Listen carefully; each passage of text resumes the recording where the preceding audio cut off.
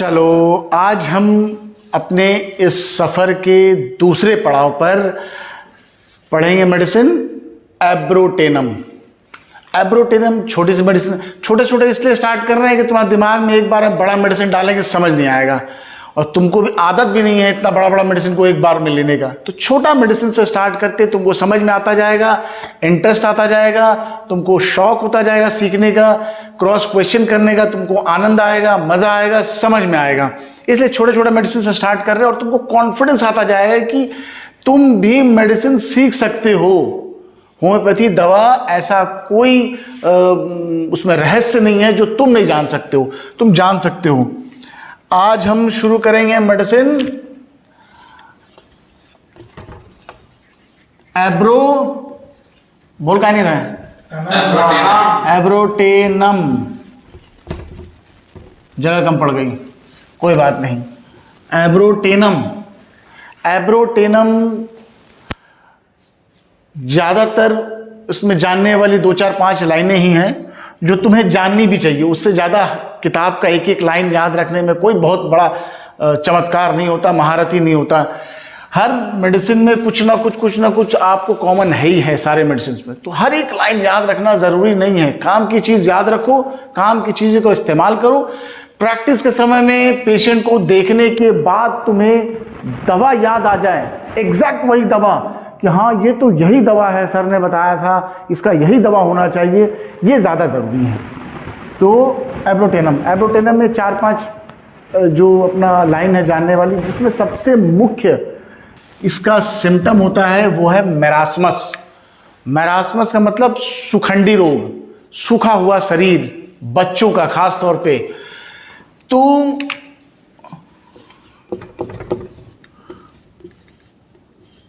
सुखंडी रोग, सुखंडी का मतलब सूखा हुआ शरीर, एकदम से शरीर दुबला पतला, खाना खाएगा फिर भी। और देखो पेशेंट बच्चा है, उसके साथ उसके माता पिता आएंगे और हमेशा ये कहते हैं माता पिता, सर खान पान तो ठीक है, खाता बहुत अच्छे से है और बहुत अच्छे से खाता है, लेकिन फिर भी इसका शरीर नहीं लगता है, ऐसा लग रहा है इसको जन्म से खान पान का दाना पानी से भेंटे मुलाकात नहीं है। ऐसा पेशेंट बोलता है ना। तो वो पेशेंट को आप किस श्रेणी में रखेंगे? इसी श्रेणी में रखेंगे कि खा पी तो रहा है लेकिन उसका प्रभाव उस पर दिख ही नहीं रहा है। गोल मटोल बच्चा, सुंदर से एकदम पूरा लगेगा बढ़िया फ्रेंड्स कॉलोनी का बच्चा, ऐसा दिख ही नहीं रहा है। ऐसा लगा गरीब टाइप का, झोला छाप एकदम मरेल टाइप का। आज खाना पीना अच्छे खा रहा है, फल फ्रूट, ड्राई फ्रूट्स, सब्जी भाजी सब खा ही रहा है, लेकिन नहीं हो रहा है।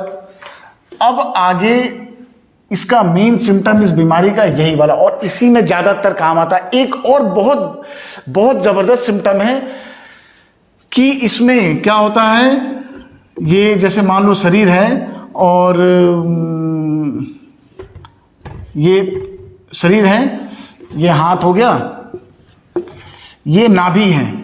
बच्चों के नाभि में से हमेशा वहाँ से कुछ द्रव्य का निकलना, कुछ चिकनापन रहना, भींगा हुआ सा रहना, इस जगह पे लिक्विड जो यहाँ पे दिखे उसमें ऐसा तुम्हें महसूस हो कि ब्लड मिक्स लिक्विड है।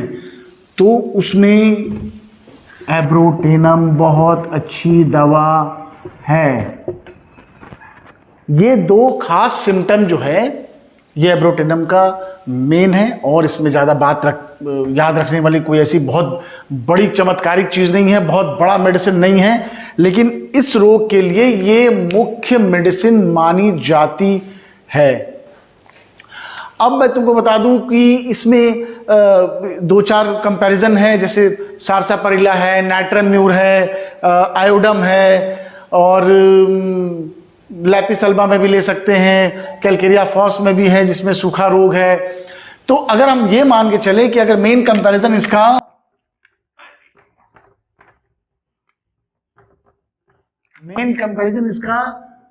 किसके साथ होगा?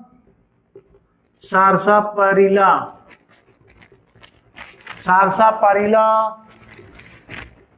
नाइट्रम्यूर और है आयोडम। ठीक है, तो अब इन 3 मुख्य मेडिसिन, अब इसके अलावा लैपिसल्वा भी है और कैलकेरिया फॉस भी है। ये सब दवाइयाँ चलती हैं बच्चों के लिए, खासतौर पे मुख्य दवाओं में गिनी जाती हैं। अब इसमें क्या होता है कि सारसापारिला में एब्रोटेनम का एक सिम्टम ये भी है कि इसमें रिंकल्स बहुत आ जाते हैं, सिलवटे, ऐसा स्किन सुकड़ा सुकड़ा रहेगा। काहे रहेगा? क्योंकि देह लगबे नहीं करेगा तो क्या रहेगा, स्किन ही रहे। अब कितना बढ़िया सुंदर मुंह कैसे लगता है, गोल गोल बढ़िया सुंदर मुंह, क्या लगता है? उससे फैट का डिपोजिशन बहुत होता है, फैट रहता है, बच्चा सुंदर गोल, फ्रेंड्स कॉलोनी, हाँ इसका बच्चा है, दिल्ली का बच्चा है, इस टाइप का। अब हम लोग सूखा में गाँव टाइप का बच्चा रहेगा तो क्या रहेगा? गाँव का देहाती का बच्चा है, नाक सीधे से बहरा मारा टाइप का।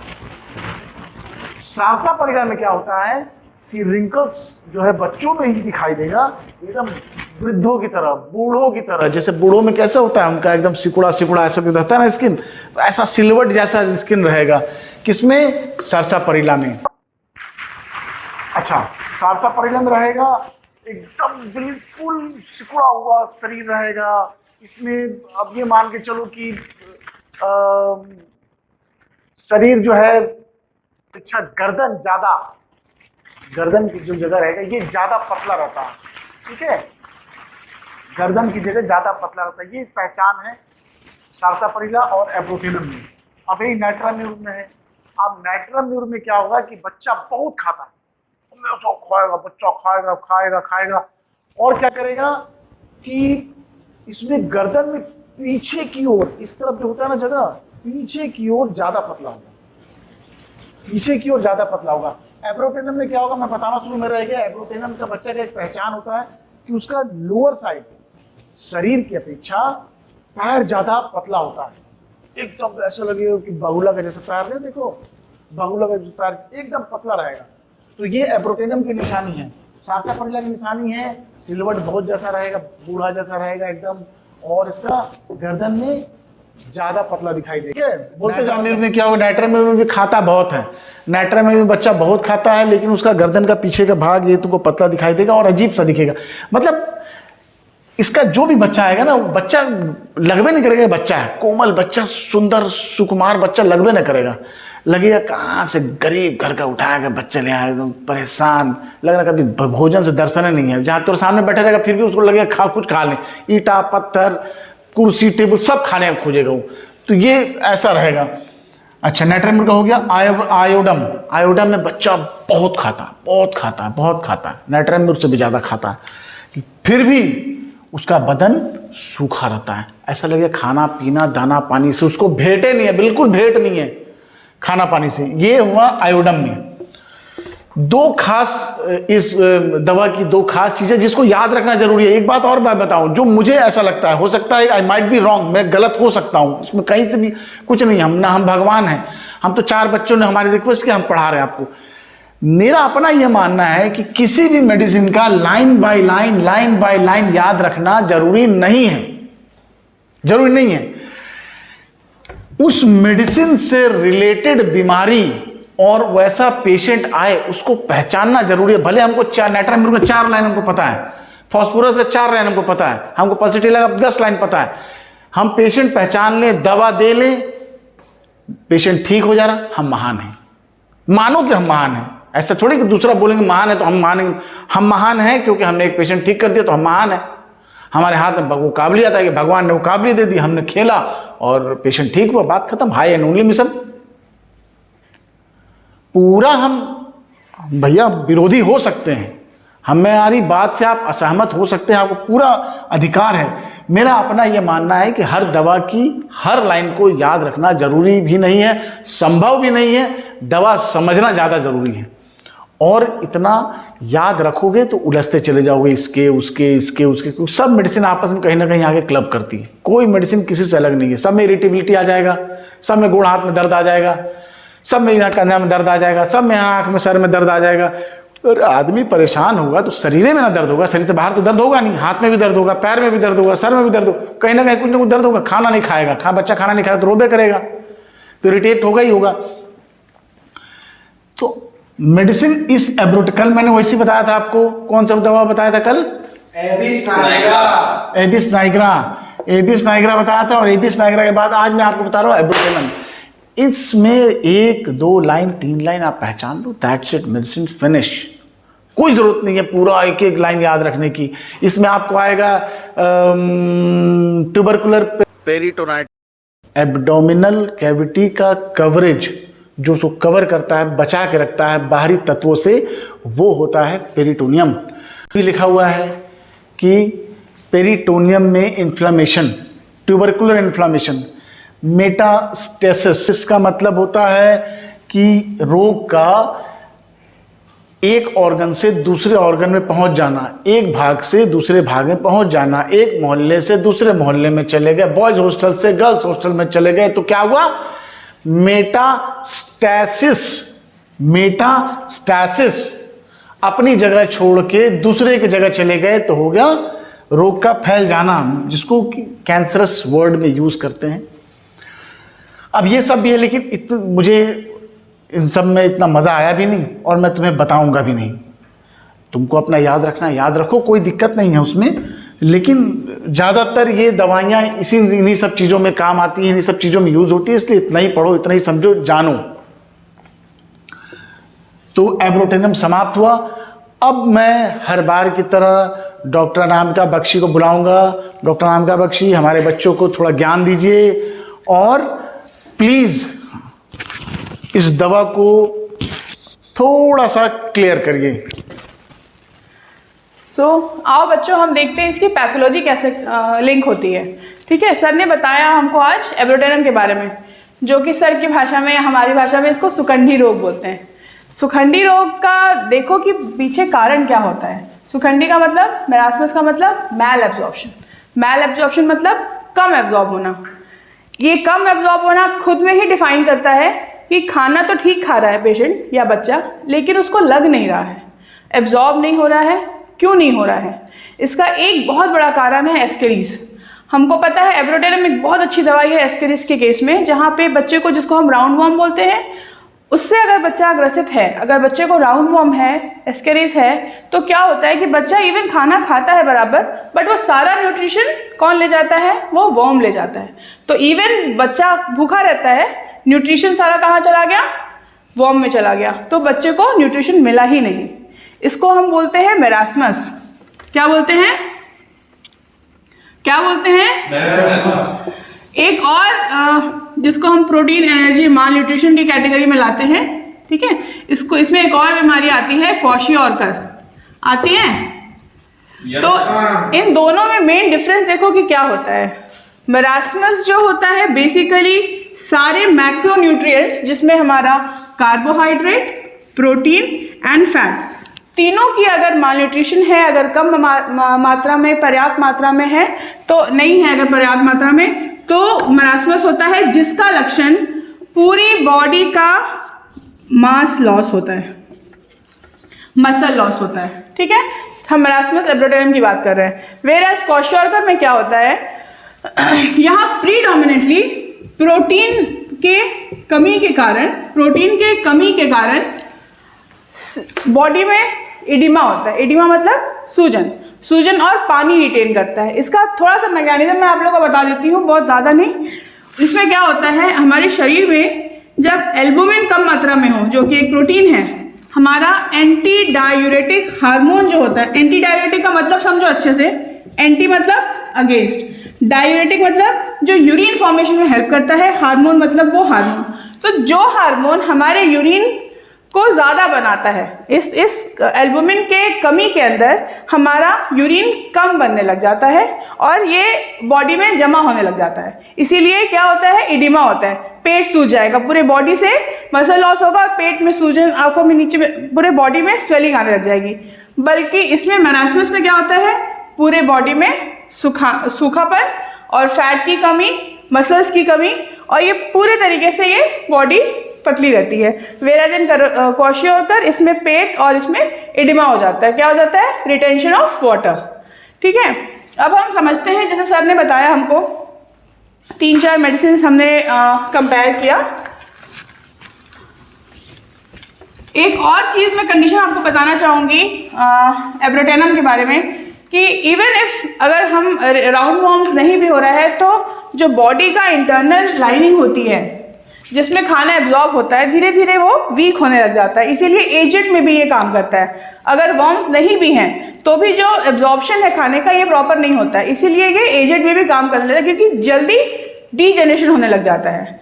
ठीक है, अब हम देखें, अगर आयोडम एक बहुत अच्छी दवाई सर ने बताई, तो इसको कैसे डिफ्रेंशिएट करोगे? आयोडम का जो पेशेंट होगा उसके स्किन में लश्चर रहेगा। क्यों? क्योंकि वो पानी बहुत पी रहा है। एब्रोडेनम का पेशेंट पानी नहीं पीता है। सिमिलरली सर्सापारिला में रिंकल्स रहेंगे क्योंकि फैट नहीं है। नाइट्रम में पूरी बॉडी सिलेंडर रहेगी, सीधी रहेगी। ठीक है, तो ये बहुत ईजी है डिफ्रेंशिएट करना, बस ये छोटे छोटे टिप्स आप याद रखें। थैंक यू मैम, आपने बच्चों को बहुत अच्छे से क्लियर किया। और बच्चों, दो तीन चार दवाइयाँ अभी मैंने बताई या मैडम ने उसको बहुत खूबसूरती के साथ आपके दिमाग में घुसेड़ा, तो इन चीज़ों को जान के और जितनी ज़रूरत है उतना का ही इस्तेमाल करके आप बहुत अच्छे से इस मेडिसिन से खेल सकते हैं। 4-5 मेडिसिन आपको अगर डिफ्रेंशिएट करने के लिए आपको सामने मिल जाए तो आप फिर खेलोगे विराट कोहली की तरह। एक ही बॉल में 4 तरफ आप शॉट मार सकते हैं, इधर इधर इधर, वो जो पाकिस्तान के साथ मारते थे सब मार सकते हो। पैसा भी कमाना है, अच्छा डॉक्टर भी बनना है। तो और मैडम ने इतने अच्छे तरीके से समझा दिया कि कारण क्या होता है। मुझे नहीं लगता कि अब इसमें भूलने वाली कोई ऐसी बात है और आगे आप कभी भूलोगे इस चीज़ को। ऐसे धीरे धीरे हम मेडिसिन में आगे बढ़ेंगे और एक एक मेडिसिन को तोड़ेंगे। आखिर मेडिसिन में वो लिखा है मेरास्मस, तो मेरास्मस होता क्यों है, क्या होता है, ऐसे भी हम याद रख सकते हैं। सूखा खाना खा रहा है तो खाना जा कहाँ रहा है। आप तुम सुन माता पिता बोलते हैं ऐसे ना कि सर पता नहीं सर, खा तो रहा सुबह से लेकर शाम तक खाता रहा, खाना जाता कहाँ है पता नहीं चल रहा है। अरे तो जा कहाँ रहा है, तो मैडम बताई नहीं कि सब कीड़ा मकोड़ा सब खा जा रहा, तुरंत मिल ही नहीं रहा कुछ भी। समझे नहीं समझे? तो कीड़े मकोड़ा खा रहा है, तुम तो खा ही नहीं रहे हो, तो नहीं खा रहे हो तो सुखड़िए रहोगे। हाँ पत्र सूटका टाइप कान में बोलते ना कैसे। तो ये है, हंस के खेल के ऐसे समझो दवाइयों को कि लगे कि यार खेल है, ऐसे यहाँ से उड़ा ऐसे करके, हाँ ये दवाई। अब तुमको आएगा अगर कि आयोडम का पेशेंट आया सुखंडी रोग के लिए, अगर कोई पेशेंट, अब मैं ऐसे होल नहीं बोल रहा हूँ, अगर कोई माँ बाप आया, कोई पेशेंट तेरे पास आया और ये कह रहा तुम्हारे पास कि सर मेरा बच्चा सूखता जा रहा, देखिए खा पी तो रहा, सुबह से लेकर शाम तक खाता रहा, फल फ्रूट सब खिला रहे हैं, जूस पिला रहे हैं, लेकिन देह नहीं लग रहा है, तो अब तो 4-5 मेडिसिन सोच सकते हो ना यार, नहीं सोच सकते हो? जी सर। तो फिर सोचोगे ना, 4-5 मेडिसिन सोचा, काम हो गया तुम्हारा। फर्स्ट क्लास बढ़िया, 500-1000 रुपये पॉकेट में रखिए, घर आइए शाम बोले बाबू जी 500 रुपये एक पेशेंट, 1000 रुपये एक पेशेंट, हो गया। ऐसे चुटकी में याद रखो और देखो सफर कितना चमत्कार। हम अब ये कहोगे कि सर एक बार में कितना चमत्कार करेंगे। जब और लोग कर रहे तो हम लोग भी करेंगे, जब और लोग कर रहे तो हम लोग भी करेंगे। अच्छा एक चीज कभी नोट किया, हर सेमिनार में एक प्रवक्ता होते हैं, नहीं होते हैं? हर सेमिनार में एक ही प्रवक्ता होते हैं, एक ही आदमी लगातार बोलता है। अब ये समझो कि एक आदमी एक जीवन में कितने चमत्कार कर सकता है। याद है 3 इडियट्स? एक आदमी एक जीवन में कितने चमत्कार कर सकता है।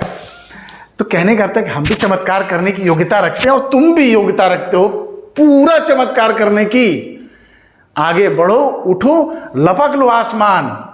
होम्योपैथी तुम्हारा भी है, मेट्रोमेड का तुम्हारा भी है, पैसा देके तुम भी पढ़ो, पैसा देके वो भी पढ़े हैं, कोई फ्री फोकट तो पढ़े नहीं हो। प्रैक्टिस करना है और अच्छे से करना है। दवाइयों को ऐसे ही समझना है, खेल खेल में समझना है, और ऐसा समझ में आ जाएगा तुम्हारे दिमाग से जीवन में कभी नहीं निकलेगा, और निकलने हम देंगे नहीं। कोई तुम्हारे दिमाग में शंका हो जरूर लिखो, कोई सवाल हो जरूर पूछो, कमेंट बॉक्स में डालो, लेकिन पूछो, बात करो। समझे? हमसे बात करोगे, जानोगे, तभी समझोगे। समझ गए? बात करो। हम हैं, मैडम है, madam thank you so much, madam है, मैडम के सामने मैं ऐसे नतमस्तक रहता हूँ, आपके सामने भी नतमस्तक रहता हूँ, क्योंकि आप ही आगे आने वाले भविष्य के कर्णधार हो। अब आज के लिए इतना रहने देते हैं, क्लास का समय भी हो रहा और मुझे क्लिनिक भी जाना है यार, please. Thank you so much.